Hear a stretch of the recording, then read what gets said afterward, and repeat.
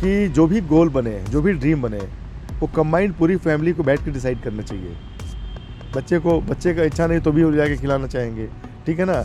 या बच्चे का शौक है तो पेरेंट्स से सपोर्ट नहीं मिल रहा है, तो जब तक हम सब मिल के फैमिली जो भी शुभचिंतक है बैठ के प्लान इवेंट नहीं करेंगे, वहाँ पे 35+, 40+, 45+, 50+ से लेके 75+ तक के इवेंट अभी गोवा में मार्च में नेशनल चैंपियनशिप होने जा रही है, जिसमें वर्ल्ड चैंपियनशिप सिलेक्शन होने जा रहा है। तो अब तो सवाल ये नहीं कि आप किस एज ग्रुप में हैं, आप किसी भी एज ग्रुप में हैं तो आप बैडमिंटन खेल सकते हैं। कि जैसे आप जब खेत में गेहूं का धान का बीज डालते हैं तो आप तुरंत फसल नहीं काटते हैं, लेकिन खेल की दुनिया में जो स्टेटस सिंबल है, जो समाज में दिखावे की प्रक्रिया शुरू हुई है, लोग बच्चे रिजल्ट चाहते हैं। मतलब सबसे आसान तरीका है कि स्कूल के जरिए, आप बोर्ड के जरिए अगर करना शुरू करें तो ज़्यादा अच्छा है।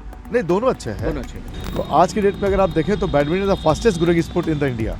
फिर मानिए अगर जितने भी कोच हैं कितने बच्चों को फोकस करेंगे, 300, 400, 500 की भीड़ अगर किसी सेंटर पे, तो कितने, ठीक है ना? तो सबसे पहले आप अपनी बेसिक स्ट्रॉन्ग करें। वहाँ पे 35+, 40+, 45+, 50+ से लेके 75+ तक के इवेंट अभी गोवा में मार्च में नेशनल चैंपियनशिप होने जा रही है, जिसमें वर्ल्ड चैंपियनशिप सिलेक्शन होने जा रहा है। तो अब तो सवाल ये नहीं कि आप किस एज ग्रुप में हैं, आप किसी भी एज ग्रुप में हैं तो आप बैडमिंटन खेल सकते हैं, ताकि उसकी बॉडी में फ्लेक्सिबिलिटी और ओन बॉडी वेट से उसके स्टंट डेवलप हो सके। मतलब इसका बैडमिंटन से लेना देना है स्विमिंग और बाकी चीज़ों का नहीं। पढ़ोगे लिखोगे बनोगे नवाब, लेकिन खेलोगे कूदोगे तो वो भी नहीं खराब। आज के दौर में ऐसी ही बात है और हम आज बात करेंगे बैडमिंटन को लेकर।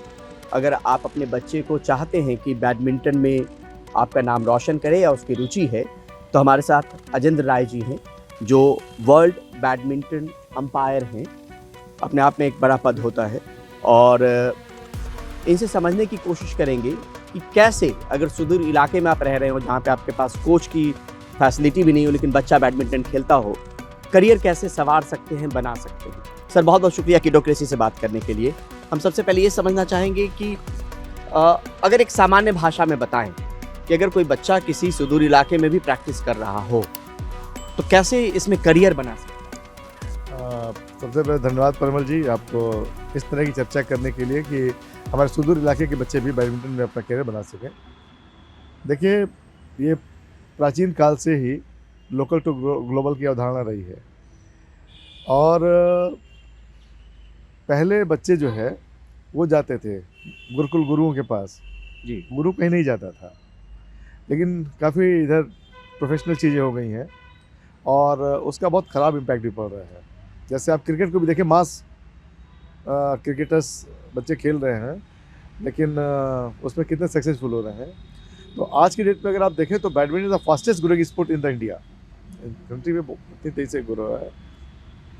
सबसे जो पहली चीज़, जैसा कि आपने कहा कि सुदूर इलाके के बच्चे, तो फिटनेस पहला एस्पेक्ट है, मेंटल टफनेस दूसरा एस्पेक्ट है, डाइट तीसरा एस्पेक्ट है, रेस्ट रिकवरी चौथा एस्पेक्ट है। ये फिनोमेना है। तो जब आप सुदूर इलाकों ग्रामीण अंचलों के बच्चों की बात करते हैं तो वहाँ जो सबसे बड़ी बाधा वो बैडमिंटन हॉल का ना होना है, नेगेटिव एस्पेक्ट में अगर हम देखें। लेकिन अगर आपकी फिटनेस अच्छी है, आप मेंटली टफ हो और आप जो बेसिक्स है बैडमिंटन के उसमें मास्टरी करते हैं, आपको सर्विस करने के लिए किसी हॉल की ज़रूरत नहीं है, उसके लिए किसी कोर्ट की ज़रूरत नहीं है। मौसम कभी हवा ना चले तो ऐसी जगहों का चयन करके, तमाम स्कूल हैं, कॉलेज हैं, धर्मशालाएँ होती हैं, ऐसे घर बने होते हैं जहाँ इवन कि बहुत से गांव में मैंने देखा है इन्होंने घर में बैडमिंटन कोर्ट बना रखा है, सीमेंटेड फ्लोर ही सही, वॉल ऊंची हैं तो उसका उपयोग करके। तो सवाल ये नहीं कि आप सुदूर इलाके में प्रैक्टिस करना चाहते हैं या शहर में करना चाहते हैं, सवाल तो ये है कि आप करना क्या चाहते हैं। मैं आपके इस चैनल के माध्यम से दर्शकों को बताना चाहूँगा कि मेरी अपनी नज़र में 99% लोग क्लियरिंग लाइफ में चाहते क्या है, और जितने भी सक्सेसफुल लोग कहते हैं सपना देखो, लेकिन सपने का सही मतलब लोग। और फिर अगर आपने तय करा आपको बैडमिंटन खेलना है, तो जिस तरह से आप जब घर बनाते हैं तो उसकी सारी डेडलाइन फिक्स करते हैं, किसी एक्सपर्ट से उसका नक्शा बनवाते हैं, ठीक है, नक्शे पे कई बार चर्चा होती है, फाइनल, फिर आपका जब नक्शा हो जाता है, आपका भाई जब क्लियर होता है कि घर बनाना है, तो आप आर्किटेक्ट को अप्रोच करते हैं। जब आपका नक्शा क्लियर हो जाता है तो आप बैंकर के पास जाते हैं, वो भी आपके हाउ के सोल्यूशन के लिए बैठा हुआ है, पैसे की व्यवस्था होगी, नक्शा आपका बन गया, फिर वाई आपका क्लियर है तो फिर आपको बनाने वाले लोग मिल जाएंगे। वो सब तक हुआ जब आपका वाई क्लियर था। तो मैं यही कहना चाहूँगा, सबसे पहले ये तय किया जाए कि बच्चा करना क्या चाहता है, लेकिन साथ ही साथ मैं जो आजकल की पेरेंटिंग है थोड़ा उसको भी यहाँ पे रोकना चाहूँगा कि पेरेंट्स बच्चों से ज़बरदस्ती कराना चाह रहे हैं और उसका खमियाजा समाज पूरी तरह से, जैसे आप देखें खेल के अलावा भी अलग फील्ड में आप देखें IAS, IPS, doctor, engineer, banker, CA suicide कर रहे हैं या डिप्रेशन में जा रहे हैं। ऐसा क्यों? आप वो बनना चाहते तो बन गए, फिर प्रॉब्लम कहाँ पे है? तो कहीं न कहीं जो हमारा प्रोसेस में कोई न कोई बड़ी चूक हो रही है, जो हमारी मेंटल ब्रिंगिंग है उसमें कहीं न कहीं चीज़ें ठीक नहीं हो रही हैं। इसलिए मैंने आपसे कहा ना, इससे सुदूर इलाके के जो बच्चे, ग्रामीण बच्चे जो हैं वो रिजेक्शन बहुत फेस करते हैं। संसाधनों का अभाव, धनाभाव, तमाम चीज़ें होती हैं, तो मेंटली बच्चे टफ होते हैं। लेकिन अगर उनका ड्रीम क्लियर कर दिया जाए कि हाँ, उनको बैडमिंटन या कोई खेल जो भी वो करना चाहते हैं उसमें करें, और किसी सफल आदमी की संगत में रह के उसके साथ उसका एक नक्शा बने। सर ये भी समझना चाह रहे हैं कि कैसे कैसे किस किस एज ग्रुप में टूर्नामेंट होता है जिसमें पार्टिसिपेट किया जा सकता है, वो कैसे किया जा सकता परिमल जी, आज की डेट में तो अंडर 9, अंडर 11, पहले 13, 15, 17, 19 मेंस। अभी मैं पंचकुला से लौटा हूँ। पंचकुला में all India masters badminton tournament चल रहा था, आज उसका समापन अभी ऑफिशियली है। वहाँ पे 35 प्लस, 40 प्लस, 45 प्लस, 50 प्लस से लेके 75 प्लस तक के इवेंट्स अभी गोवा में मार्च में नेशनल चैंपियनशिप होने जा रही है, जिसमें वर्ल्ड चैंपियनशिप सिलेक्शन होने जा रहा है। तो अब तो सवाल ये नहीं कि आप किस एज ग्रुप में हैं, आप किसी भी एज ग्रुप में हैं तो आप बैडमिंटन खेल सकते हैं। लेकिन हम बच्चों को अगर लेके देखें, किस उम्र से बच्चे, हमारा जो चैनल है किडोक्रेसी वो फोकस करता है स्पेशली 18 साल से कम उम्र के बच्चों को लेके, तो उस एज ग्रुप में कहाँ पर कैसे? मेरा सुझाव ये है कि शहरों में जहाँ स्विमिंग पूल मौजूद है वहाँ, और गांव में जहाँ नदी या तालाब जो भी सब उपलब्ध हैं, बच्चों को सबसे पहले 4 साल, 5 साल, 1 साल स्विमिंग कराई जाए, और भी संभव हो तो आप बाद में कराते रहिए। उसके बाद 5 से 6 साल में अगर जिम्नास्टिक का कहीं से भी कुछ, ताकि उसकी बॉडी में फ्लेक्सिबिलिटी और ओन बॉडी वेट से उसके स्ट्रेंथ डेवलप हो सके। मतलब इसका बैडमिंटन से लेना देना है स्विमिंग और बाकी चीज़ों का भी? देखिए, आपकी बॉडी फ्लेक्सिबल होनी चाहिए, स्ट्रेंथ होनी चाहिए, और अगर आप गलत तरीक़ों से वेट लिफ्टिंग के तरीके जो तमाम आजकल संसाधन है वहाँ से अगर आप करेंगे तो फिर निश्चय बच्चे की ग्रोथ प्रभावित होगी। लेकिन ये जो मैं जिन चीज़ों की बात कर रहा हूँ, नेचुरल कोर्स में बच्चे की बॉडी के हिसाब से, उसके ओन बॉडी वेट से, एक्सरसाइज, स्ट्रेंथनिंग और स्ट्रेचिंग के माध्यम से उसकी ग्रोथ होगी। और फ्लेक्सिबिलिटी बहुत ज़रूरी है। अगर आप फ्लेक्सिबल नहीं होंगे तो आप झुक नहीं सकते, आप आगे नहीं बढ़ सकते हैं, तो उसको बहुत ज़रूरत है। एजिलिटी आपकी स्ट्रांग नहीं होगी, स्पीड फिर निकल के नहीं आएगी। तो इसलिए कोऑर्डिनेशन जो भी हमारी मोटर एबिलिटीज़ हैं उनको डेवलप करने के लिए शुरुआत यहाँ से ज़रूर करनी चाहिए। फिर एक बार जब बच्चा फिट हो गया, फिर आप उसको बेसिक्स की तरफ 6 साल से शुरू करा दें। बैडमिंटन 6 साल, हाँ, बिल्कुल शुरू कर सकते हैं।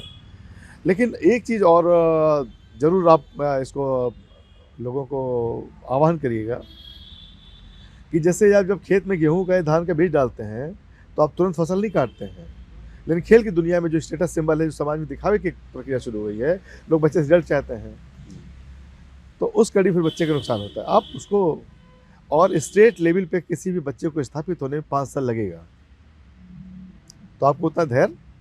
अब जब बच्चा मान लिया 6 से शुरू किया, 11 ईयर में आ गया, हो सकता है कि नेशनल में मेडल वो लेके आ रहा हो, तो उसको आप धीरे धीरे, फिर अभी आप देखेंगे एक बड़ा आंकड़ा मिलेगा आपको कि जो लोग, बहुत से लोग एज घटा के, बैडमिंटन एसोसिएशन ऑफ इंडिया भी परेशान है, तमाम उसके लिए उपाय किए जा रहे हैं कि कैसे एज फ्रॉड रोक लगाया जाए। तो चीज़ें हैं प्रोसेस में। अब मान लिया कि 15 साल का बच्चा है, उसने एज कम करा ली, 11 साल 13 साल करा ली, तो निश्चित रूप से बच्चा मायूस होगा। तो बैडमिंटन एसोसिएशन ऑफ इंडिया वहाँ तो अपना काम कर रहा है, लेकिन नैतिक रूप से एक पेरेंट के रूप में, एक कोच के रूप में, एक गाइड के रूप में हमें भी इन चीज़ों को रोकना चाहिए। अगर पेरेंट्स को आप अगर बता पाएँ अजेंद्र सर कि किस एज ग्रुप से कैसे कैसे पड़ाव दर पड़ाव वो बैडमिंटन के जो अलग अलग टूर्नामेंट हैं, जो जिन पे कहा जा सकता है कि ये टूर्नामेंट ऐसे हैं जहाँ के सर्टिफिकेट की वैल्यू है, जहाँ आप कुछ करते हैं तो उस अचीवमेंट की वैल्यू है, वो अगर पेरेंट्स को अगर आप बता पाएँ। देखिए, जितने भी हमारे एजुकेशन बोर्ड हैं, चाहे यूपी बोर्ड हो, सीबीएसई हो, आईसीएसई हो, सब अपनी अपनी प्रतियोगिताएँ कराते हैं। स्कूल से ही वो चीज़ें शुरू हो जाती हैं। तो उसमें भी जूनियर वर्ग, सीनियर वर्ग, अलग अलग 14, 17, 19 सब ग्रुप है, बच्चा वहाँ खेल सकता है। एक वो तरीका है। दूसरा तरीका है कि जिसको हम लोग ज़्यादा फोकस करते हैं, वो एज कैटेगरी से आप बात कर रहे थे, तो हर डिस्ट्रिक्ट में डिस्ट्रिक्ट बैडमिंटन एसोसिएशन है, हर स्टेट की मैं बात कर रहा हूँ। अगर किसी डिस्ट्रिक्ट में वो एसोसिएशन नहीं है तो जो भी वहाँ का डिस्ट्रिक्ट स्पोर्ट्स ऑफिसर है उसके थ्रू बच्चे की एंट्री जा सकती है। एक प्रक्रिया है कि आप पहले डिस्ट्रिक्ट में रजिस्टर्ड होंगे, जो भी मान्य संस्था बॉडी है उसका रजिस्ट्रेशन करा लीजिए। उसी रजिस्ट्रेशन में से फिर वो सिलेक्शन टूर्नामेंट ऑर्गेनाइज करेंगे डिस्ट्रिक्ट लेवल पे, और सिलेक्टेड बच्चों को, क्योंकि उसका कोटा फिक्स है, एसोसिएशन 4 सिंगल और 2 डबल्स की एंट्री हर एज ग्रुप में भेज सकते हैं, और क्लब 2 सिंगल और 1 डबल भेज सकते हैं अलग अलग एज ग्रुप में। तो जब आप वहाँ से रजिस्टर्ड होंगे डिस्ट्रिक्ट में, तभी आप डिस्ट्रिक्ट की तरफ से खेल सकेंगे। डिस्ट्रिक्ट प्रतियोगिता में प्रतिभाग करेंगे और वहीं से फिर आगे के लिए आप स्टेट प्रतियोगिता में, तो स्टेट में अलग अलग स्टेट के अपने अपने वो हैं, उसमें कुछ एक ऑफिशियल चैंपियनशिप होगी स्टेट की और बहुत सी रैंकिंग। तो कई बार रैंकिंग प्रतियोगिताओं के जो पॉइंट होते हैं उस पॉइंट के आधार पे फिर बच्चा स्टेट सेलेक्ट होता है। तो इस तरह से करके आप स्टेट में आएंगे, फिर स्टेट के जो टूर्नामेंट्स हैं उनमें जो आपके अंक, जो प्राप्तांक होंगे उस हिसाब से फिर आप नेशनल के लिए स्टेट को रिप्रेजेंट करेंगे। ये तरीके हैं, इसका चैनल है। मतलब सबसे आसान तरीका है कि स्कूल के जरिए आप बोर्ड के जरिए अगर करना शुरू करें तो ज़्यादा अच्छा है। नहीं, दोनों अच्छा है, दोनों अच्छा है। स्कूल में तो आप खेलिए ही, क्योंकि उससे बच्चे का मनोबल बढ़ता है जी। अगर वो स्कूल की टीम में सेलेक्ट होता है तो निश्चित रूप से पेरेंट्स को भी बच्चे को अच्छा लगता है, पड़ता है। फिर चूँकि दोनों प्रतियोगिताएं अलग अलग बॉडी ऑर्गेनाइज करती हैं, school SGFI school federation of India school प्रतियोगिता करता है, और पूरे देश में जो टूर्नामेंट्स का स्ट्रक्चर है, कोचिंग और ट्रेनिंग गवर्नमेंट के पार्ट पे है जी। स्टेट और साई भारतीय खेल प्राधिकरण जाते हैं, लेकिन जो टूर्नामेंट है, चाहे ओलंपिक भी होगा, तो ओलंपिक मान अगर इंडिया करा रहा है, भारतीय ओलंपिक संघ कर रहा है, फिर किसी स्टेट में जाएगा तो उसमें स्टेट ओलंपिक संघ इन्वॉल्व होगा। पर्टिकुलर डिस्ट्रिक्ट में प्रतियोगिता हो रही है तो डिस्ट्रिक्ट ओलंपिक भी, तो ये पूरे चैनल बने हुए हैं, तो कहीं आपको दिक्कत उसमें नहीं है। आप वो भी खेलिए और यहाँ भी खेलिए, है ना। जिस भी एज कैटेगरी में आप आते हैं वहाँ से आप खेलिए। बस ये जरूर कहूँगा कि आजकल जैसे जो कोचिंग की चकाचौंध है, आप बताइए, चाहे कोई भी सेंटर हो, जो भी हमारे आज के नामचीन सारे खिलाड़ी सेंटर चला रहे अपने, अगर बच्चे के बेसिक स्ट्रांग नहीं है, फिर मानिए अगर जितने भी कोच हैं कितने बच्चों को फोकस करेंगे, 300 400 500 की भीड़ अगर किसी सेंटर पे, तो कितने, ठीक है ना। तो सबसे पहले आप अपनी बेसिक स्ट्रांग करें। मतलब माँ पिता को देखना पड़ेगा, परिवार को देखना पड़ेगा कि किस तरीके से शुरुआती ट्रेनिंग उसकी ग्रूमिंग की जाए जी। और फिर जैसे जैसे हो, फिर आप देखें कि अलग अलग सेंटर्स के अलग अलग फोकस चीज़ें हैं। आप देखिए अभी हरियाणा की बच्चियाँ बहुत अच्छा कर रही हैं, जबकि हरियाणा में कोई इतना बड़ा ऑर्गेनाइज, मान लीजिए कि गोपी चंद जी का एक सेंटर बहुत, प्रकाश जी का सेंटर, ऐसे बहुत से सेंटर हैं हरियाणा में बच्ची। तो मैं ये आपको कहना चाहता हूँ कि कहीं से भी, जैसे मान लीजिए मैं आजमगढ़ बिलोंग करता हूँ, और आजमगढ़ 2000 में बैडमिंटन एसोसिएशन बना डिस्ट्रिक्ट का, और वहाँ से इंटरनेशनल बच्चे खेले।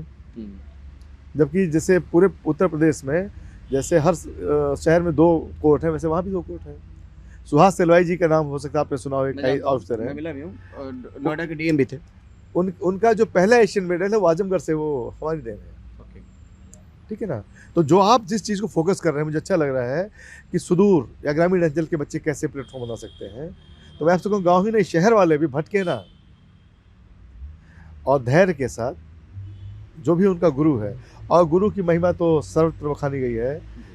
दिक्कत यह है कि थोड़ा सा आज के डेट में गुरु के साथ साथ एक मेंटर आज की डेट में आप सब देखते होंगे, तो थोड़ा सा जो भी उनका गुरु या मेंटर है उसकी बातों पे, क्योंकि लालटेन से अगर आप देखेंगे तो थोड़ी दूर, पेट्रोमैक्स थोड़ा और दूर तक, सनलाइट और दूर तक, तो आपका विजन जहाँ तक आप नहीं देख पा रहे हो, तो वो अपने गुरु या अपने मेंटर की आंखों से देखने की कोशिश, ट्रस्ट करो उस पर आप। एक आखिरी सवाल सर, बहुत ज़्यादा वक्त ले लिया। कोई पेरेंट्स अगर आपसे मिलते होंगे अपने बच्चों को लेकर, कोई एक सामान्य सी चीज़ जो आपको लगता है कि कुछ ऐसी भूल जो पेरेंट्स अक्सर बात करते होंगे, इस बातचीत के दौरान उनको बताई जा सके, जो अपने बच्चों को लेके हो सकता है आपसे मिलते होंगे या कुछ चीज़ें शेयर करते होंगे? देखिए, आज की डेट में जो सबसे बड़ा डिस्ट्रैक्शन है वो सोशल मीडिया है। लेकिन मैं आपको परिमल जी फिर यही कहना चाहूँगा कि जो भी गोल बने, जो भी ड्रीम बने, वो कंबाइंड पूरी फैमिली को बैठ के डिसाइड करना चाहिए। बच्चे का इच्छा नहीं तो भी वो जाके खिलाना चाहेंगे, ठीक है ना। या बच्चे का शौक है तो पेरेंट्स से सपोर्ट नहीं मिल रहा है, तो जब तक हम सब मिल के फैमिली, जो भी शुभचिंतक है, बैठ के प्लान डिवेट नहीं करेंगे, जैसे आपको यहाँ भी टीम वर्क हो गए। बिल्कुल टीम वर्क है जी। टीम वर्क का एब्रिविएशन ही है टुगेदर एवरीवन अचीव्स मोर। तो बिना टीम वर्क प्लस गोल, हम बैडमिंटन खेलना है, ठीक है। हमारा इस हफ्ते का, इस साल का क्या गोल है? हम अगर कोचिंग लेने जाना है तो हमें किन किन चीज़ों पे फोकस करना है, क्या क्या चीज़ हमें डेवलप करनी है। टूर्नामेंट खेलना है तो कब कब खेलना है, क्योंकि रेस्ट टू रिकवरी का भी बहुत तगड़ा संबंध है। आज की डेट में बहुत से प्लेयर्स इंजर्ड हो जा रहे हैं, क्योंकि नंबर ऑफ टूर्नामेंट बहुत ज़्यादा हो रहे हैं। आपको रिकवरी तो चाहिए ना, बॉडी मशीन तो है नहीं, तो आपको उसका भी ध्यान रखना पड़ेगा। ठीक है सर, बहुत बहुत शुक्रिया, बहुत बहुत धन्यवाद, थैंक यू सो मच।